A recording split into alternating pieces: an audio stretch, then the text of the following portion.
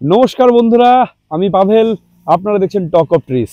আজকে দাঁড়িয়ে আছি তুফানগঞ্জের dragon and Thai variety fruit farm nursery, রূপমদার যে নার্সারি সেখানে। তো রূপমদা একটা আম বাগান করেছে। মূলত এখান থেকেই সায়ন কালেক্ট হয় এবং আমের আপনারা ধরুন যে চারাগুলো কালেক্ট করবেন, এইখানে সমস্ত মাদার প্ল্যান্ট, কোন গাছের আম কেমন, পরবর্তীতে আপনারা এখান থেকে আম খেয়ে তারপরে সেই আমের টেস্ট যদি পছন্দ হয় সেই চারাটা সংগ্রহ করতে পারেন। তো আম গাছের পরিচর্যা চলছে, সমস্ত ঘাস ছাঁটাই চলছে। চারিদিকে দেখুন এখন জলও দেওয়া হয়েছে, জলের যদিও জল নিকাশি ব্যবস্থা আগেও একবার হয়তো দেওয়া হয়েছে। তো গাছে যখন আপনারা যারা বাগান করছেন বা ছাদ বাগান আছে, গাছে যখন মুকুল চলে আসে বা স্টার্টিং, সেই সময় থেকে কিন্তু একটা জলের সেচ দিতে হয়। তো সংক্ষেপে আমি কিছু পরিচর্যা বলি যেটাতে আপনাদের বেশি পরিমাণে গুটি সেট হবে বা একটা গাছে বেশি পরিমাণে ফল পাবেন। তো প্রথমত এই যে মুকুলগুলো দেখছেন, এইগুলো কিন্তু অলরেডি ফুটে গেছে। তো গাছে যখন প্রথম মুকুল এসছে তখন যারা এই পরিচর্যাটা করেছেন, মানে যখন মুকুল জাস্ট ফোটার আগে ওই মুহূর্তে একটা ইনসেকটিসাইড বা ফাঙ্গিসাইড, ইনসেকটিসাইড এবং ফাঙ্গিসাইড দুটো একসঙ্গে গুলিয়ে কিন্তু দিতে হবে। আর যাদের ফুটে গেছে এই স্টেজে কিছু দেওয়ার প্রয়োজন নেই, কারণ এখন ফুলগুলো কিন্তু ফুটে গেছে। এখন বিভিন্ন রকম পরাগ সংযোগকারী যে পোকাগুলো তারা আসবে এবং এই পরাগ সংযোগ করবে, তো তাদের ক্ষতি হয়ে যাবে। তো তার জন্য এই সময় কোনো কিছু স্প্রে করবেন না। হ্যাঁ, এই সময় মাটিটা কিন্তু যেন স্যাঁতস্যাঁতে অবশ্যই থাকে, গোড়া যেন কোনোভাবেই ড্রাই না হয়। যদি এই সময় গাছের গোড়া ড্রাই হয়ে যায় তাহলে কিন্তু আস্তে আস্তে আপনাদের মুকুলগুলোও শুকাবে এবং গুটিগুলোও কিন্তু ঝরে পড়বে। তো পরবর্তীতে যখন এই মুকুলগুলো থেকে আপনাদের গুটি সেট হবে, যখন আমগুলো একটু মার্বেল দানার মতন হবে, তখন কিন্তু অবশ্যই আপনাদের একটু বোরন আর মাইক্রোনিউট্রিয়েন্টস, যেটা মাইক্রোনিউট্রিয়েন্টস আমি অ্যাগ্রোমিন গোল্ডও হতে পারে বা মোবোমিন হতে পারে, তবে আমি দেখেছি আম গাছের ক্ষেত্রে মোবোমিনটা দারুণ কার্যকরী। বোরন পার লিটারে 2 গ্রাম, আবার ধরুন মোবোমিন পার লিটারে এরকম 1.5 থেকে 2 গ্রাম, আর এনপিকে 0050 পার লিটারে ওই 1.5-2 গ্রামের মতন, এগুলো জলে গুলিয়ে স্প্রে করে দেবেন গুটি সেট হওয়ার পরে। তাহলে কিন্তু অধিকাংশ গুটি আপনার সেট হবে এবং পড়ার সম্ভাবনা কমে যাবেন। যারা টবের মাটিতে করছেন তাদের তো টবের চারিদিক গোড়া খুঁচিয়ে খাবার দিতে হবে গুটিগুলো সেট হওয়ার পরে, কিন্তু যারা কমার্শিয়ালি বাগান করছেন বা মাটিতে করছেন তাদের ক্ষেত্রে কিন্তু চারিদিকে ক্যানোপি, আগে বুঝতে হবে যে ক্যানোপিটা কি। ক্যানোপি হচ্ছে এই যে দেখুন একটা গাছ, এইটার মানে শাখা প্রশাখাগুলো যতদিন অবধি বিস্তীর্ণ হয়েছে সেই বরাবর যে মাটিটা, ওর শিকড়ও কিন্তু ঠিক ততটাই ছড়িয়েছে। তো সেই বরাবর আপনারা কিন্তু খুঁড়ে, আপনারা যদি রাসায়নিকভাবে করতে চান তাহলে অবশ্যই একটু ডিএপি, পটাশ এবং এগুলো যদি দেন তাহলে কিন্তু খুব ভালো ফলন হবে। জৈবভাবে আপনারা হাড় গুঁড়ো, শিংকুচি, একটু বাদাম খোল, নিম খোল এগুলোও কিন্তু মিক্সড করে একটু পচিয়ে তারপরে কিন্তু গাছে যদি প্রয়োগ করেন তাহলে কিন্তু অনেক ভালো রেজাল্ট পাবেন। তো বিরাট জায়গা জুড়ে এটা একটা আম বাগান, তুফানগঞ্জের রূপমদার। তো দেখতে পাচ্ছেন প্রচুর গাছে কিন্তু এরকম মুকুল আছে এবং বেশ গুটিও কিন্তু সেট হতে শুরু করেছে সবে। তো আগামী দিনে এই যে এগুলো কি কি ভ্যারাইটির আম আছে এখানে, এগুলো কেমন খেতে, কোনটা স্বাদ কেমন, কোনটা দেখতে কেমন, কোনটা টিএসএস কেমন, মিষ্টতা কেমন এবং কি কি পরিচর্যা হয়েছে তার জন্য এগুলো হয়েছে, সেগুলো সব নিয়ে কিন্তু আমার চ্যানেলে ভিডিও আপনারা কন্টিনিউ পাবেন। তার জন্য অবশ্যই চ্যানেলটিকে সাবস্ক্রাইব করে রাখুন। তো মোটামুটি এই বাগানটা দেখালাম। তো এখন এই বাগানটা যার, সেই দাদার সঙ্গে একটু পরিচয় করব আর কিভাবে ঠিক এই গাছগুলো পরিচর্যা করা হচ্ছে সেটা একটু জেনে নেব। প্রথমে দর্শকদের একটু এই নার্সারির অ্যাড্রেসটা আর পরিচয়টা একটু দেবে। হ্যাঁ, তুফানগঞ্জ বাস স্ট্যান্ড থেকে এই নার্সারির দূরত্ব হচ্ছে 2 কিলোমিটার। আর এই নার্সারির নাম হচ্ছে dragon and Thai fruit nursery. কেউ যদি বাসে আসতে চায় কিভাবে আসবে? হ্যাঁ, এখানে নতুন একটা বাস স্ট্যান্ড হয়েছে। নতুন বাস স্ট্যান্ড থেকে 1 কিলোমিটার, আর পুরনো যে বাস স্ট্যান্ড আছে সেই বাস স্ট্যান্ড থেকে 2 কিলোমিটার। পুরনো বাস স্ট্যান্ডে না নেমে ওই হরিধাম মোড় আছে, সেই মোড়ে নেমে যে কোনো টোটোওয়ালাকে যদি বলা যায় তাহলে খুব সহজেই আমার বাগানে নিয়ে আসতে পারবে। আচ্ছা, এখন দর্শকদের একটু বলো যে যারা আর কি যদি কেউ কমার্শিয়ালি করতে চায় তাদের কি পরিচর্যা করবে এবং পরবর্তীতে কি পরিচর্যা করবে এগুলো নিয়ে একটু যদি বলো। সবার আগেই একটা সমস্যার কথা বলি, যেহেতু আমরা উত্তরবঙ্গ এবং ধরতে গেলে আমরা নর্থ ইস্টের মধ্যেই আছি, যে ভৌগোলিক দিক থেকে যদি দেখা যায় আর কি, আমাদের এখানে বৃষ্টিপাতের যে পরিমাণ গত বছর যা রেকর্ড ছিল, কুচবিহারে সব থেকে বেশি বৃষ্টিপাত হয়েছে সারা ভারতবর্ষের, সারা পৃথিবীর মধ্যে। যাই হোক, সেখানে যেহেতু প্রাকৃতিক বিভিন্ন প্রতিকূলতা এখানে আছে, সেই হিসাবে জাতগুলো যে সিলেক্ট করতে হবে সেটা কিন্তু সব থেকে গুরুত্বপূর্ণ। জাতগুলো আমাদের যেগুলো সহনশীল জাত আছে, অর্থাৎ এত বৃষ্টি হবে, বৃষ্টি হওয়ার পরে সেই জাতগুলো ঠিকঠাক হয় কি না সেটা কিন্তু একটু যাচাই করে আপনাকে সেই ভ্যারাইটিগুলো সিলেক্ট করতে হবে। যে কোনো জাত যদি আমরা উত্তরবঙ্গের মাটিতে করি তাহলে কিন্তু এখানে হবে না। গত বছরও আমার এই বাগানে ফল হয়েছিল, কিছু কিছু গাছে রেখেছিলাম। এবছর তো প্রচুর গাছে আছে এবং সব গাছে রাখবোও না, কারণ গাছগুলো আরেকটু বুশি টাইপ করে নিলে আরো ভালো হবে। কারণ আপনারা দেখতে পাচ্ছেন যে পরিমাণে মুকুল এসেছে প্রত্যেকটি গাছে, ওই পাশটায় দেখবেন, অর্থাৎ এত আম হলে সেই গাছ কিন্তু রাখতে পারবে না গাছগুলো। যাই হোক, যেটা বলছিলাম, সবার প্রথমে হচ্ছে ভ্যারাইটির দিক থেকে যেরকম এখানে থাইল্যান্ডের যে ভ্যারাইটিগুলো আছে সেটাই বেশিরভাগ আছে, এবং এছাড়া পশ্চিম ভারত এবং দক্ষিণ ভারতের যে প্রত্যেকটা রোতে আলাদা আলাদা জায়গার আলাদা আলাদা ভ্যারাইটিগুলো আছে। যেরকম আবার শেষের দিকে যে রোটা আছে সেখানে পশ্চিম ভারত এবং দক্ষিণ ভারতের আমগুলো আছে, যেরকম অ্যালফান্সো, তারপরে নীলাম, কসুরি, মোবান্দান, এই সমস্ত ভ্যারাইটিগুলো আছে ওই শেষের রোতে। তারপরে ব্যানানা, কিউজাই, এই সমস্ত যে জাতগুলো আছে সেটা একটা রোতে আছে। এইভাবে প্রত্যেকটা জায়গার আলাদা আলাদাভাবে এখানে রোতে করা আছে। এছাড়া দেশীয় ভ্যারাইটি বলতে পুষার যে ভ্যারাইটিগুলো আছে সেই ভ্যারাইটিগুলো আছে, এবং সেই ভ্যারাইটিগুলো লালিমা, শ্রেষ্ঠ, হ্যাঁ সমস্ত কিছুই আছে। ভালো ভালো ভ্যারাইটি, পুষা, অরুণিকা, অম্বিকা, সিএস আছে সেখানে।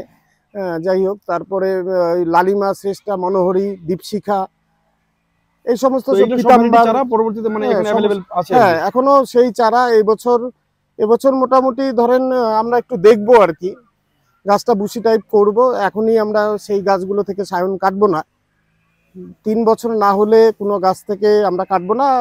সম্ভবত আগামী বছর থেকে আমরা সমস্ত পুষার যে জাতগুলো আছে সেই জাতগুলো আমরা ফল দেখিয়ে এবং গাছ দেখিয়ে মানে বাইরে আর কি কস্টলি দিতে পারবো, মানে সাধ্যের মধ্যে সেইগুলো দামের মধ্যে চলে আসবে আগামী দিনে। মানে এই পুষার সমস্ত বা সেই সমস্ত ভ্যারাইটি গুলো 100 টাকার মধ্যে সমস্ত কিছু চলে আসবে।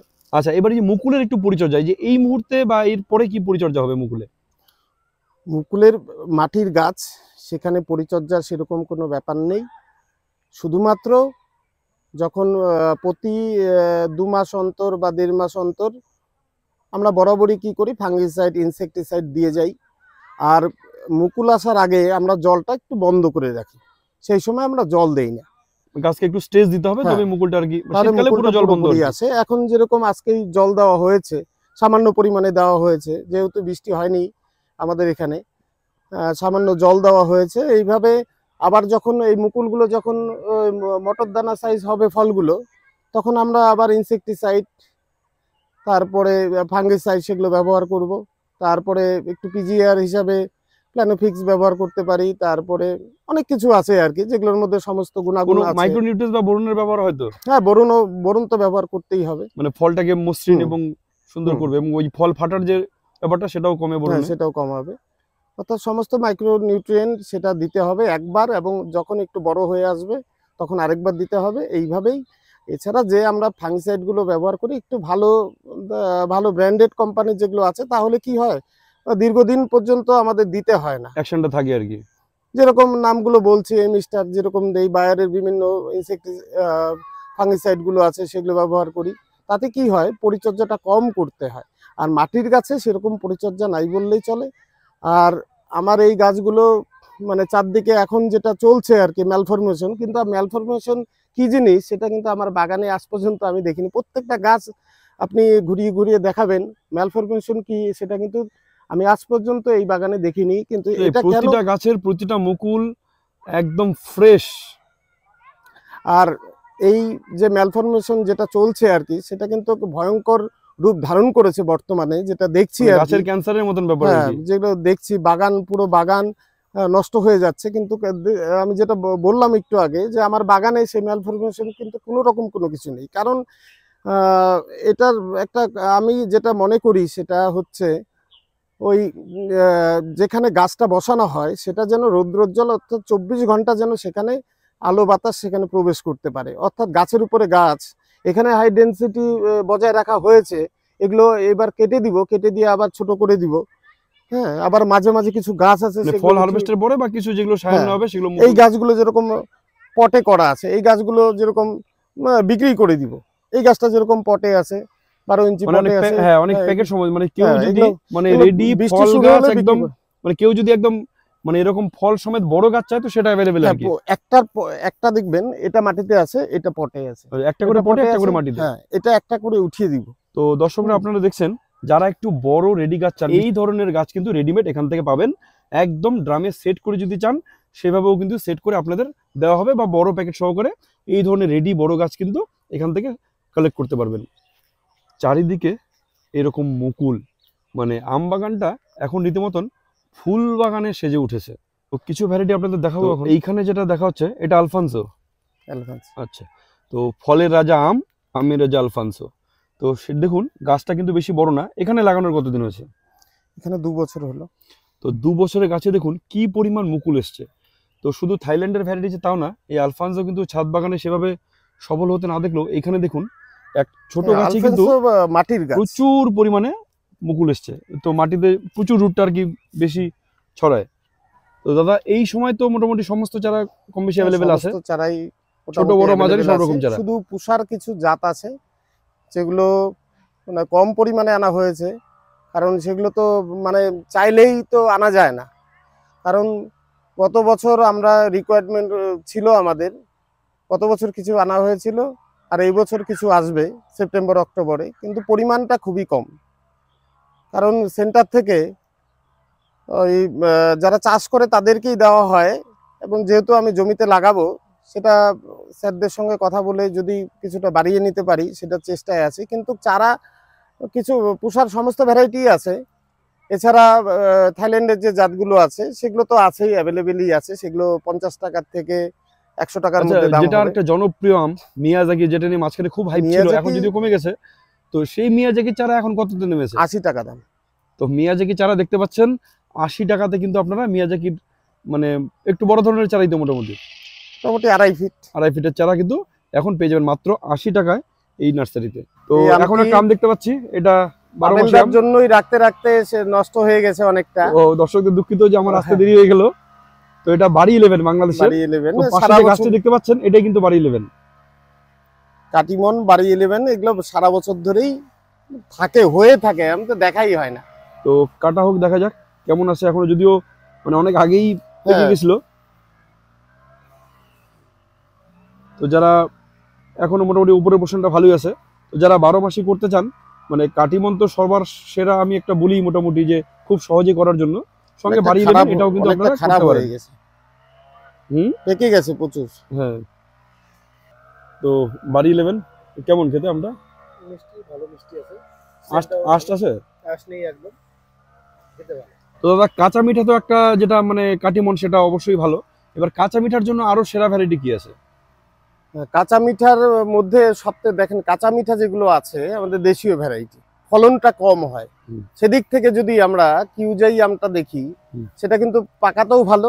আমার কিন্তু বিদেশি আমের মধ্যে কিউজাই কিন্তু অন্যতম সেরা, বেশ বড়ও হয়, অন্যতম সেরা।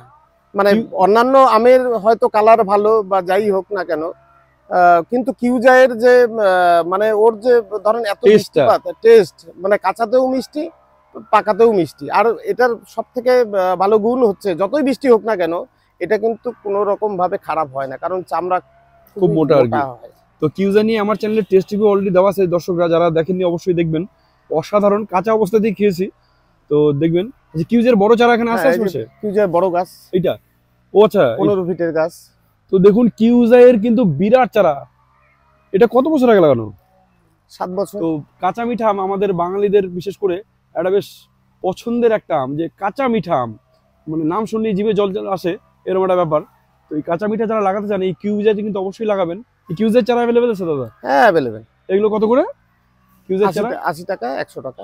তো 80 থেকে 100 টাকার মধ্যে কিউজের কিন্তু এরকম মানে এই যে কিউজের গাছের চারা কিন্তু আপনারা পাবেন। তো এখানে যেগুলো দেখতে পাচ্ছেন এগুলো কিন্তু সব রুট স্টক, কারণ এখানেই সমস্ত গ্রাফটিং এর মাধ্যমে কিন্তু চারা তৈরি হয়, যার জন্যই আপনারা সাধ্যের মধ্যে কিন্তু গাছের মানে আম গাছ এখান থেকে কালেক্ট করতে পারবেন।